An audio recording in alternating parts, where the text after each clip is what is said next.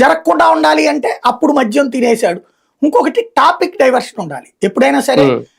ఇది ఒక స్ట్రాటజీ నడుస్తుంది అనమాట. నీది ఎప్పుడైతే వైఫల్యం ఉంటుందో ఆ రోజున డైవర్షన్కి ఇంకో టాపిక్ తేవాలి.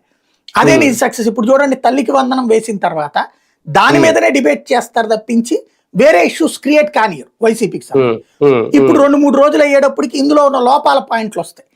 లైక్ ఇప్పుడు 9 లక్షల మందికి ఏమో రావట్లేదు, అది ఇలాంటివి చర్చలు వస్తుంటాయి. ఈ చర్చలు వచ్చే టైంలో లిక్కర్ కుంభకోణం ఇష్యూ మళ్ళీ తీసుకొస్తారు. ఇది చర్చ 4-5 రోజుల పాటు అటు వెళ్ళిపోతుంది. మళ్ళీ ఈ లోపు ఎవరో ఒకళ్ళ అరెస్టులు, ఇది మన కొమినేనా లేకపోతే ఇంకొకళ్ళు ఇదే చర్చ జరగాలి. ఈ చర్చ ఏది జరగాలి అంటే డైవర్షనల్ టాపిక్ ఏది జరగాలన్నట్టు ఒక వ్యూహాత్మక ఎత్తుగడ ఉంటుంది అనమాట.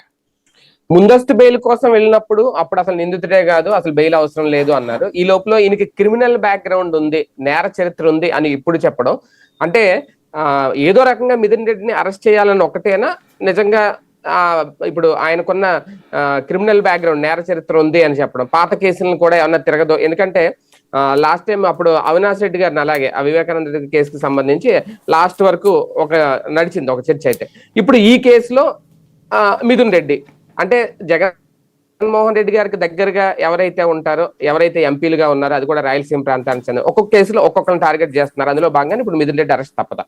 అంటే ఇక్కడ టెక్నికాలిటీస్ గేమ్ అంటారు ఇది.